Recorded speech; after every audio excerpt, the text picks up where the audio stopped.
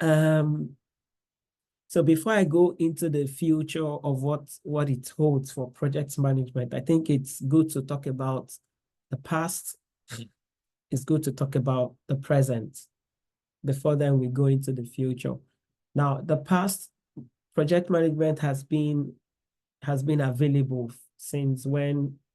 Since the beginning of creation. So how many of us are conversant with Genesis 1? Sorry, I just want to, so as to give respect to everybody. I don't want to assume everybody here might be Christian or Muslim. So please, if you see me make references to some passages, please don't feel offended. I just try to use sometimes real life example, biblical example, or world case scenarios just to pass a message. So please do not feel a bit offended. So I want to strike an example in Genesis 1.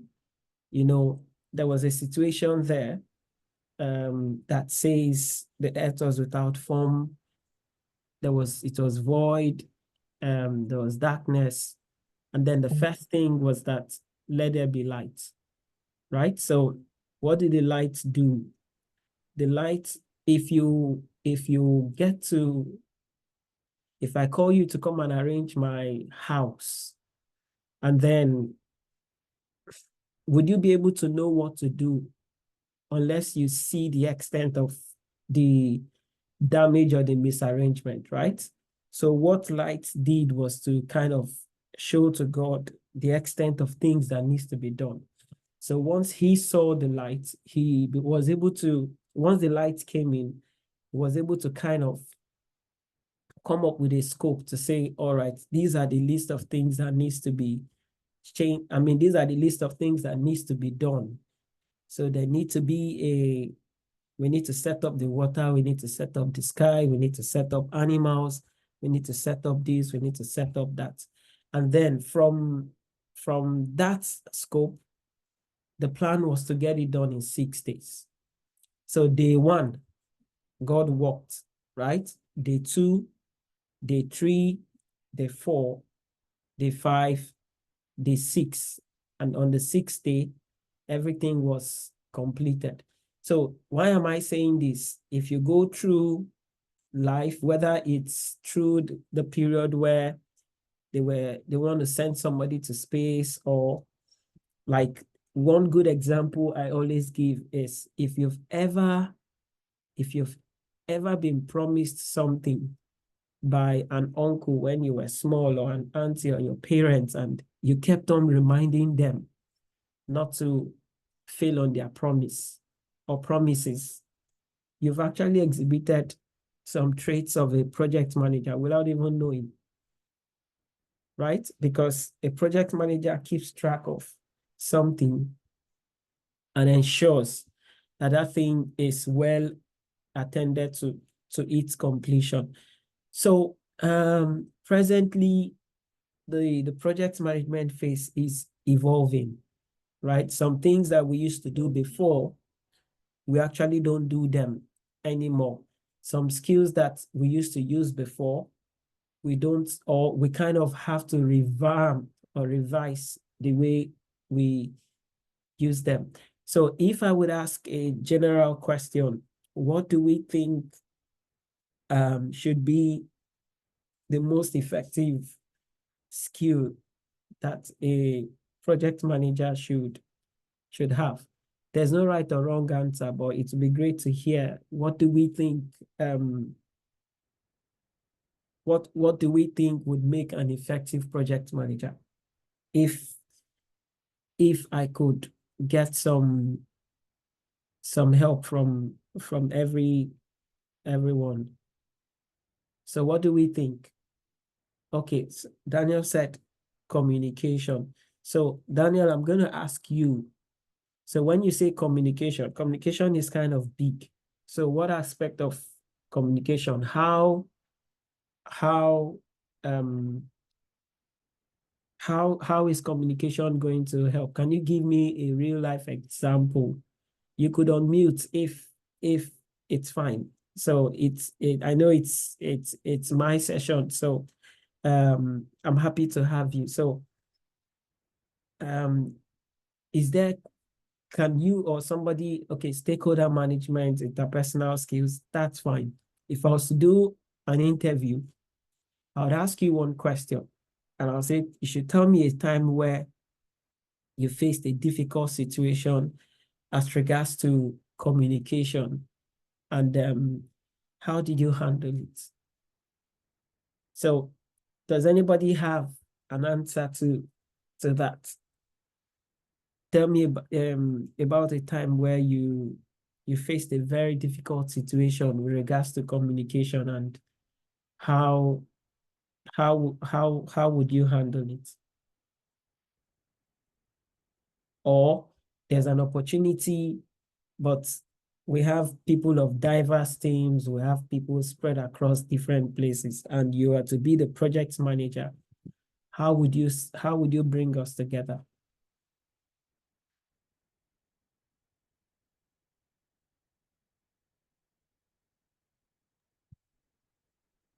Okay, responding to this, yeah, Yeah, I'll take us back to when we had a lesson on communication, actually, because okay. yeah, communication is a major skill that every project manager should have. So I agree with my team if they say communication. Yeah, I agree that communication is very vital. It should be a skill that every project manager should master.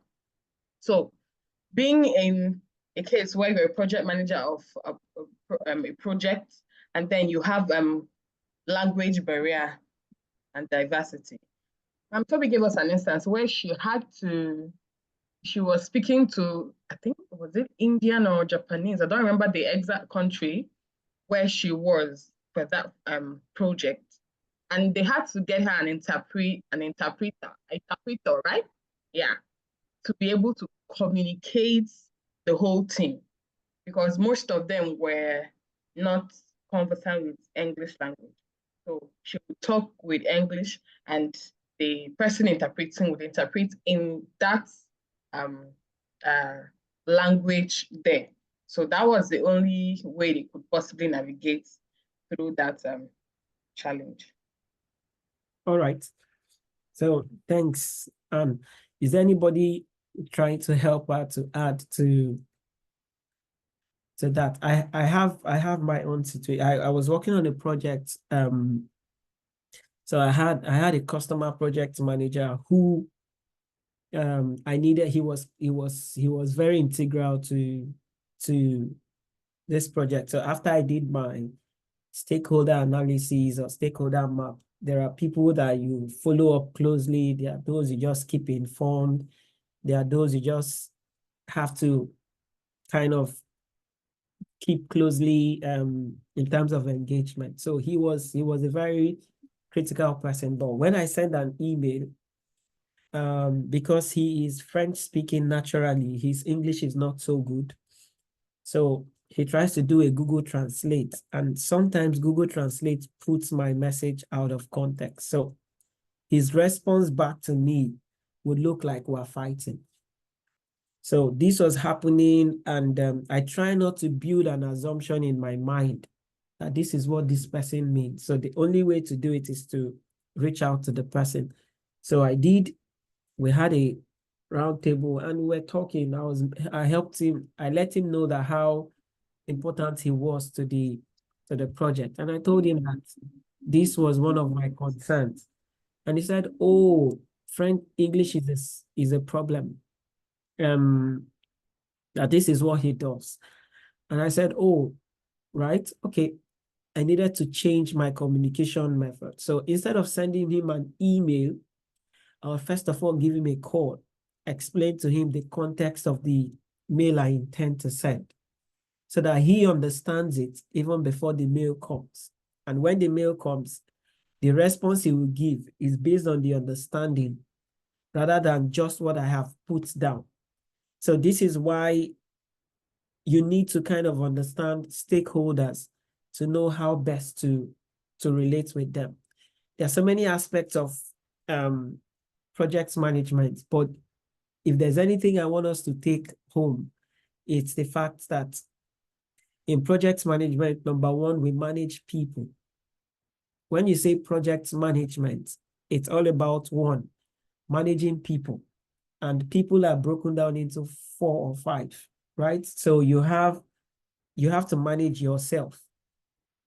Because if you are the pilot and you do a mistake, you crash every other person. So the first person within the people group is yourself. Now, secondly, you need to manage your line manager, the person who assigned you to work on that project as a project manager, the person you're reporting to from a department point of view. Now, number 3 is you need to manage the customer. The customer is either a person or a business that has requested for your organization to get the project done for them. So they might have a customer representative, but then that person or those group of people are your customers because they are doing the project for their own customer, but you are doing it for them. So you need to manage them. You need to manage their expectation. You need to manage the scope. You need to adjust to changes, and you need to ensure that things go according to plan. Now, number 4 is the sponsor. There's somebody who is sponsoring the project, right? We need to ensure that we keep them happy, and we share emails, and we give reports, we get direction from them, keep them involved very closely on the project. Then the 5th people are any other external person. It could be the government, it could be suppliers and vendors, it could be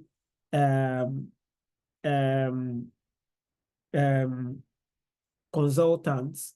Now, in between you and these consultants are the key people we call the delivery team.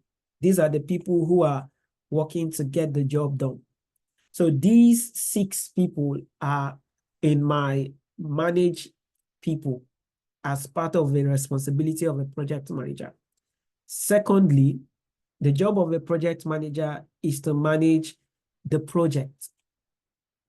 So when we say manage the project, we're talking about managing quality, managing risk, managing issues, managing communication, managing stakeholder engagement, managing changes, managing costs or the budget, managing time, managing dependencies between tasks. So all of these things is called manage the project. Now, the third thing is we manage the project work. The project work, or whatever it is that the project is expected to produce at the end of the day, you have to manage it. So I spoke about managing people, spoke about managing the project, I spoke about managing the project work. And then the last thing is to manage expectation. Now, expectation is before the project starts, there's a picture in everybody's head, just as there's a picture in everybody's head today before this particular ceremony, right? So the facilitator has actually sent out something that created a mental picture in everybody's head. She now has to ensure that she manages the expectation to ensure also that whatever invested emotions that people have put matches what they will get at the end. So you need to manage expectation of your team. You need to manage the expectation of the customer. You need to manage the expectation of everybody. You need to also ensure that quality expectation is met. So if somebody says who is a project manager, this is my very simple way of explaining who a project manager is. So this brings us to the, what does the future hold? So it's very simple. So there are industries that are going to be opening or have started opening spaces between now and the next 10 years. So one of them is blockchain. I'm sure we would also be hearing things like artificial intelligence. Now, artificial intelligence is not supposed to take away your job. No. Actually, it's supposed to enhance the way you do your job. Now, it's going to only take away jobs of people who are stagnant, who do not move. Now, everything would, there is the software cloud infrastructure. Now, what we mean there is every businesses would leverage on technology. And this technology could either be a software applications that is created to help people do their work. Most of these applications are hosted somewhere in the cloud, or there's actually an infrastructure that needs to be in place. Infrastructure could be physical infrastructure, maybe constructions or anything. It could be automobile industry, whatever it is, as long as it's something you're setting up that is physical to be seen. We group them within the infrastructure space. Now, the pharmaceuticals and healthcare, it's another area because definitely there are so many research work that needs to be done. There are so many things that there will be so many outbreaks of pandemics. So I'm not trying to prophesy, but I'm just saying things will definitely keep evolving. And to be able to adapt to these changes as quickly as possible, we need to institute them, excuse me, as projects. Financial services, because every day people would want to actually either receive money, send money, collect money, store money, exchange money, invest money, or translate money from one thing to another. Now, to be able to do that, financial services, fintech, or banking are actually areas that would drive those things. Then the last thing is because people have to eat, people have to move things from one place to the other. Now, the logistics, supply chain, and retail services are areas that if you really want to practice, or if you really want to know if you want to know the vehicle that is carrying project management in the next, it's actually here. So some of the things I would want us to develop is the ability to work with data. Now, I'm not saying this is where you are right now. I'm only telling you this is where you should be if you need to be very relevant. The market definitely is getting saturated, and only those who separate themselves can actually. So the thing is, somebody taught me something that all the Coca-Colas or all the bottled water, the cost of production is the same. But the truth is, the cost of purchase is not same, because it is wherever this Coca-Cola bottle ends up, that is what the price would be. So if you are still and then you end up in traffic, we'll buy you 200 naira. We'll pata, if you're very cold, we'll buy you 250. But then if this same bottle of Coke, it finds themselves in a hotel, right? The price will increase. If this Coke should have visa and travel, the amount they won't even sell you the full bottle. They will pour in a glass, and then so if this Coke should make itself to a VIP slot in a club or something like that, the cost will increase. Now, what is increasing the Coke when all of them were actually produced at the same cost of production? It is placement and positioning. So you need to kind of find a way to start repositioning yourself. And the only way to do that is to know where the market is going and then you prepare yourself for them. You need to learn how to work remotely. You need to know how to use data to drive your decision. And not just this is what I think, but it's actually this is what I have deduced. Now, I know we did more of waterfall project management approach, which says you have to finish this for this one to start, or you need to know the key dependencies between this one and this one. But then you would need to go a little bit further into how things works in a very mixed approach, a hybrid approach where we're using agile, and then a hybrid is simply a mixture of the agile and the waterfall, meaning in a project, there are some things we need to do via waterfall, and then there are some things we need to do agile. Now, there are so many soft skills, just as we were mentioning, right? Things like communication, adaptation, organization, leadership, all those things would be in high demand. So if you have them, develop them. If you don't have them, please go and buy. So how should you go about this? So I would say the first thing is you choose a target market. Target market is equal to the industry you would love to practice, the country you would love to practice, the skills that are required in that particular industry, anything that you like. Imagine you're trying to do a go-to-market plan.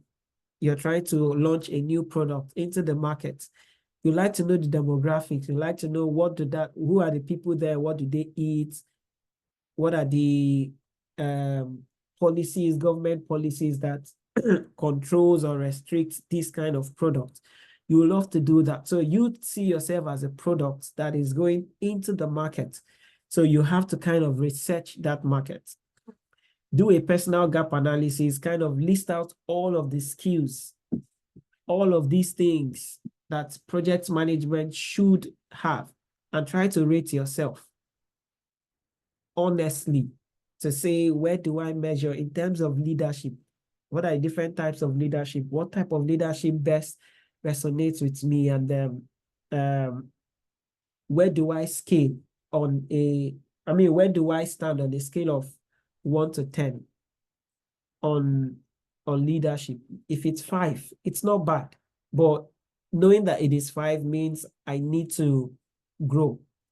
How is my organization? If I'm tasked with multiple things at the same time, how do I coordinate? How is my people management? How is my emotional intelligence? Do I know when to speak and when not to speak? Do I know when to send a report, when not to send a report? That kind of thing. And then create your own next 5-year plan. And then take it to God. In fact, don't just create it and take it to God. While you're doing this, everything here resonates with trusting in the Lord with all your heart, leaning not on your own understanding, and in all your ways. He should direct, or he will direct your path if you consider him first. So getting a mentor is very, very important. If I have time, I don't know how much time I have, but if I do have time, I will try to talk about my story of how this whole thing started. So you need to continually learn. I know we've started fine, but I want to ask a question. You could drop your answer in the chat. So I need a very, very honest answer. So you're the pilot. You're carrying over 250 people. And then you're carrying, okay, all right, thank you. So you're the pilot and you're carrying over 250 people on the plane. And then while you're driving the plane, somebody came and said, oh, you're a very stupid person. Oh, you can't make it. Now you're telling somebody who is flying you that you're very stupid. You can't make it. You're a failure. Something like that. Now, you're hearing those things. Now, would you leave that? Would you leave the cockpit just to answer that person? Please, I need the answer. Would you just, maybe you've taken off, or you're right there up in the sky. Would you just say, let me just leave this thing and show this person truly that I am crazy? Would you do that?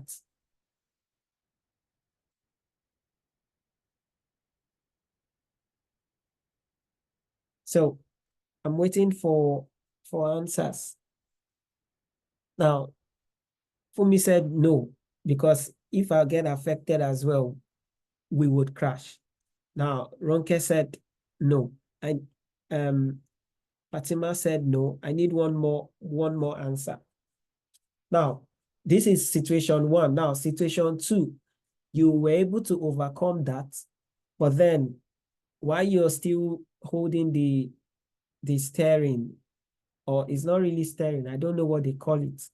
Now, the air hostesses and the crew, there is this particular alcohol you like, right? Whether it's Saint Remy, whether it's Martins, I don't know, but they brought it and they are passing it in front of you. Like, and because they are passing it in front of you, the thing started, let me speak a little bit of pidgin. The thing called they hungry you like mad. Now, would you tell them to, would you just say, more, I can't hold this, so let me just take let me just ask them to give me one shot. After all, it's just one shot. Would you do that?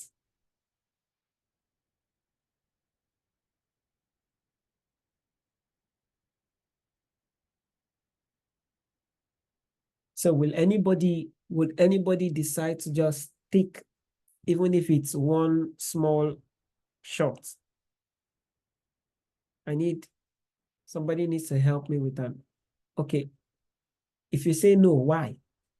I thought, is it not your best? Is it not your best one? Is it not your best is it not your best friend? Why can't you just take it and say, no, don't worry, I will readjust. Now, the reason why I'm giving these instances is the moment you create this 5-year plan by the grace and by the wisdom of God, you see all of these situations that I'm saying, they would come. There are people who will tell you that it cannot work. There are things that you would see that will be so enticing, and then you feel like taking one shot. But if you would remember the people that you're carrying, if you can remember the things that are, even that person that would give you the shot does not know that giving you that shot is going to, even the person's life is actually in danger. So my point is, the future we're trying to create has to be held preciously, if there's any English word like that. Now, I started my journey in 2015. Most people weren't even thinking about project management in that. They were project managers, but it was not so rampant. So I checked, okay, this. I didn't really have the money then, but I was working with Huawei, and then I was a good employee. I was when there are bonuses, they would actually give to us because we were actually providing much value to the organization. But they, as at one time, they decided that they were going to downsize, and my name was on the list. It's like I could not comprehend it. I said, God, why? At least I was targeting three years, so that, you know, sometimes your brain could be very small.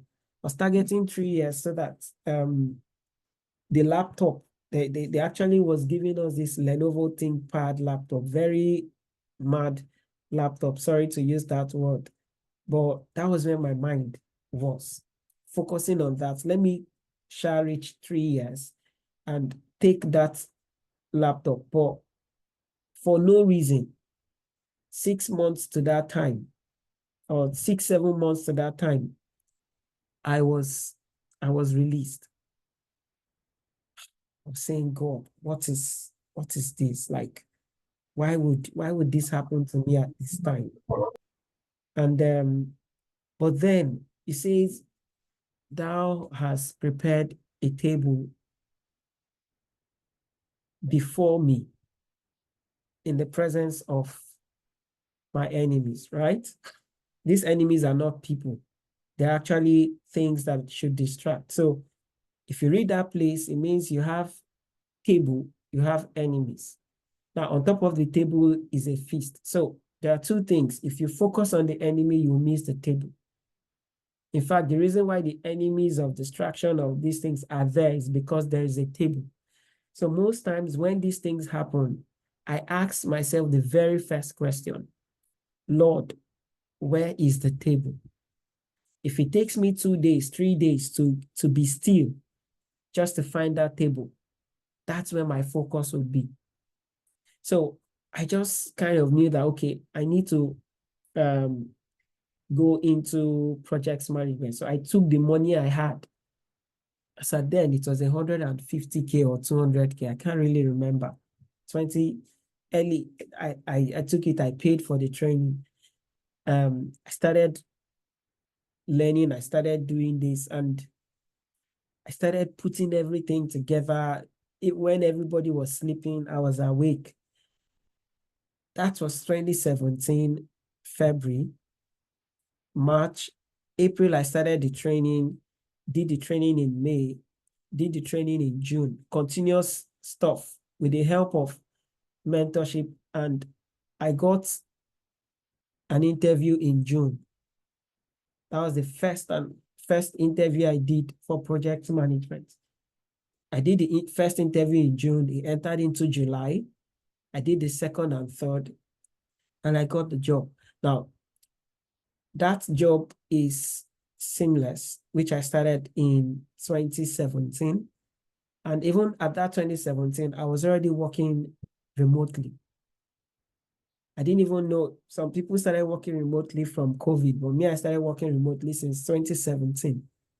But I wouldn't be able to do that if I was so scared that I didn't have the money.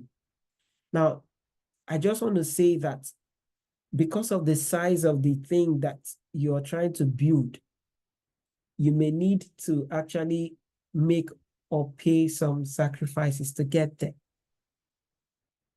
That's just sometimes how life is. You can't just fold your hands and say, oh Lord, please open the door for me.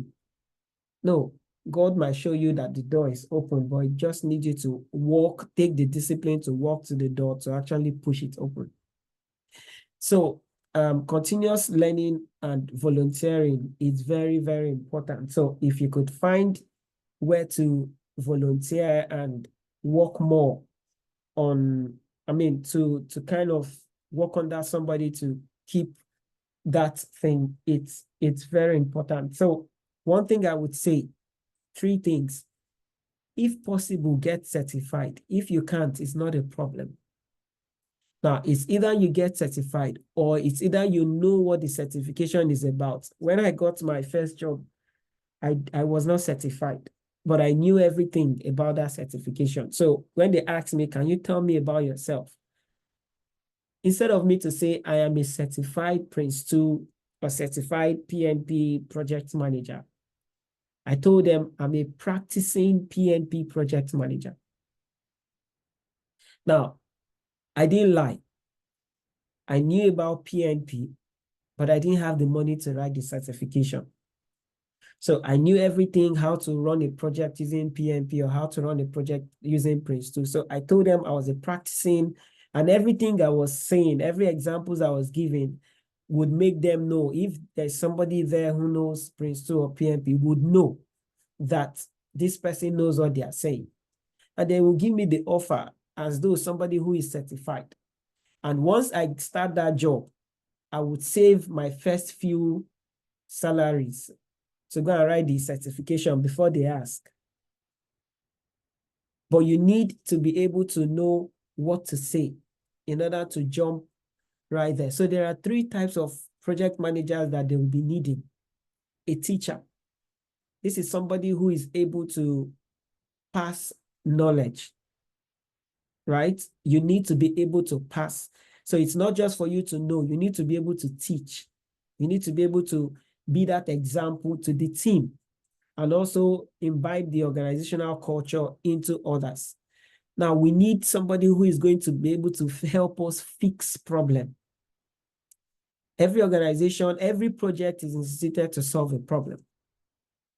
So if you do not know how to fix a problem, please just come and join my auntie. Let's just be selling akara. In fact, selling akara is solving people's problem. There's no business that is not solving a problem. Now, the last thing is an orchestrator. What just this means is look at a conductor, right? Ensure that everybody is following the scripts. So for you to orchestrate a music, it means you need to know that music. So this is, if you prepare yourself to be a teacher, a fixer, and a coordinator, or a music director or choir director or orchestrating lead or whatever point you want to put, I bet you are somebody who already have started the future today. Sorry, I know I have spoken so much, but then I hope I was able to let us know. Even if you don't know anything, just be teachable. Be teachable is 2 ways. Allow people to teach you and also be able to teach others. For me, most people just see, oh, Darlington has mentored 250 plus people. He has worked in this. And for me, I wrote a post yesterday that for me, that's not my success. My success was in the people who helped me that nobody knew. Just as you might be celebrating Toby, right? Oh, her success is not that she was able to teach. Her success is that there was somebody who was able to find her and by the grace of God was able to mold her. That's the success. Same with me as well. So for me, I think this is all that I kind of prepared to share today. So I know I talk a lot, so I don't know if I made noise all through the session. Please forgive me, but I'm happy to answer whatever question that anyone would have. So from my side, I think this is all from me.